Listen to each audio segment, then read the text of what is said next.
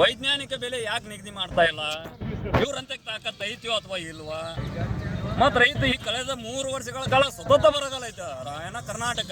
ಅದ್ರಾಗ 15 ತಾಲೂಕು ಯಾಕೆ 3 ವರ್ಷ ತೀವ್ರವಾದ ಬರಗಾಲನ ಅನುಭವಿಸಲಾಗ್ತಿದ್ವಿ ನಾವು ರೈತರು. ಆದ್ರೆ ಇವರು ಯಾರು ಒಬ್ಬ MLA ಆಗಿರ್ಬೋದು ಅಥವಾ MP ಆಗಿರ್ಬೋದು, BJP ಅವ್ರು ಯಾರು ಆರಿಸಿ ಬಂದಿಲ್ವಾ? ಇವ್ರು ಪಕ್ಷಾತೀತವಾಗಿ ಹೋರಾಟ ಮಾಡಬೇಕು. ಇದು ರೈತಾಪಿ ವರ್ಗಕ್ಕೆ ನ್ಯಾಯ ಒದಗಿಸೋದಾದ್ರೆ ಪಕ್ಷಾತೀತವಾಗಿ ನ್ಯಾಯ ಮಾಡ್ಬೇಕಾಗಿತ್ತು ಇವರು.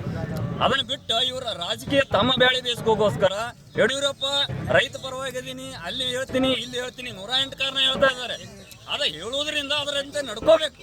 ಯಾಕಂದ್ರೆ ರಾಜ್ಯ ಸರ್ಕಾರ ಎಷ್ಟು ಮಟ್ಟಿಗೆ 50% ಆದ್ರೂ 50,000 ರೂಪಾಯಿ ಆದ್ರೂ ಸಾಲ ಮನ್ನಾ ಮಾಡೈತಿ. ನಾವು ಸ್ವಲ್ಪ ಮಟ್ಟಿಗೆ ಅವ್ರು ಸ್ವಾಗತ ಕೊಡ್ತೀವಿ. ಜಯಕಾರ ಅಂಕ ಅವ್ರಿಗೆ ಹಾಕಕ್ ಸಾಧ್ಯ ಇಲ್ಲ. ಯಾಕಂದ್ರೆ ಸಂಪೂರ್ಣ ಅವ್ರನ್ನ ಒಪ್ಕೊಳ್ಳೋಕೆ ನಾವು ತಯಾರಿಲ್ಲ. ಯಾಕಂದ್ರೆ ಸಂಪೂರ್ಣ ಸರ್ಕಾರ ಕಾಂಗ್ರೆಸ್ ಸರ್ಕಾರ ಮಾಡಿತ್ತಂದ್ರ ಅವ್ರನ್ನ ಒಪ್ಕೊಳ್ಳುವಂತ ಸಾಧ್ಯತೆ ಆಗ್ತಿತ್ತು. ಆದಷ್ಟು ಮಟ್ಟಿಗೆ ಸ್ವಲ್ಪ ಮಟ್ಟಿಗೆ ಮಾಡೈತಿ. ಯಾಕಂದ್ರೆ ನಾವು ಒಂದು ಪೇಷಂಟ್ ಆಗಿ ದವಾಖಾನೆಗೆ ಹೋದಾಗ ಒಂದು ಸಲಹೆ ಹೆಚ್ಚಿದಂತ ಸಂದರ್ಭ ಸಿದ್ದರಾಮಯ್ಯ ಮಾಡ್ಯಾನ. ಅದಕ್ಕೊಂದು ಸ್ವಲ್ಪ ಮಟ್ಟಿಗೆ ನಾವು ಸ್ವಾಗತ ಕೊಡ್ತೀವಿ. ಇನ್ನು ಕೇಂದ್ರ ಸರ್ಕಾರ, ಯಾಕಂದ್ರೆ BJP ಗೌರ್ಮೆಂಟ್ ಐತಿ, ಇನ್ನು ಮುಂದಿನ ದಿನಮಾನದಾಗ ಎಚ್ಚೆತ್ಕೊಳ್ಳದಿದ್ರೆ 15ನೇ ತಾರೀಕು ತಗ ಅವ್ರಿಗೆ ಗಡುವು ಕೊಟ್ಟಿದ್ದೀವಿ.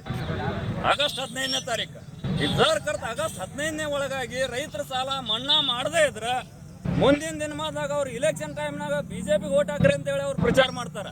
ನಾವು ರೈತ ಸಂಘದವರು ಪ್ರತಿ ರೈತಾಪಿ ವರ್ಗಕ್ಕೆ BJP ಹೊರತುಪಡಿಸಿ ಇನ್ಯಾವುದೇ ಸ್ವತಂತ್ರ ಅಭ್ಯರ್ಥಿ ಇರ್ಬೋದು, ಕಾಂಗ್ರೆಸ್ ಇರ್ಬೋದು, JDS ಇರ್ಬೋದು, ಅಥವಾ ಮಾಯಾವತಿ ಇರ್ಬೋದು, ಯಾವುದೇ ಹಲವಾರು ಪಕ್ಷ ಇರ್ಬೋದು, ಬೇರೆ ಪಕ್ಷಕ್ಕೆ ಓಟ್ ಹಾಕ್ರಿ ಹೊರತು BJP ಒಂದು ಹೊರತುಪಡಿಸಿ ಮುಂದಿನ ದಿನಮಾನದಾಗ ಆ ಆಂದೋಲನ ಚಾಲೂ ಮಾಡ್ತೀವಿ 15 ತಾಲೂಕು ವತಿಯಿಂದ ಅಂತ ಹೇಳಿ ಕೇಂದ್ರ ಸರ್ಕಾರಕ್ಕೆ ಈ ಮಾಧ್ಯಮದ ಮುಖಾಂತರ ನಾನು ಎಚ್ಚರಿಕೆಯನ್ನು ಕೊಡೋಕೆ ಇಷ್ಟಪಡ್ತೀನಿ.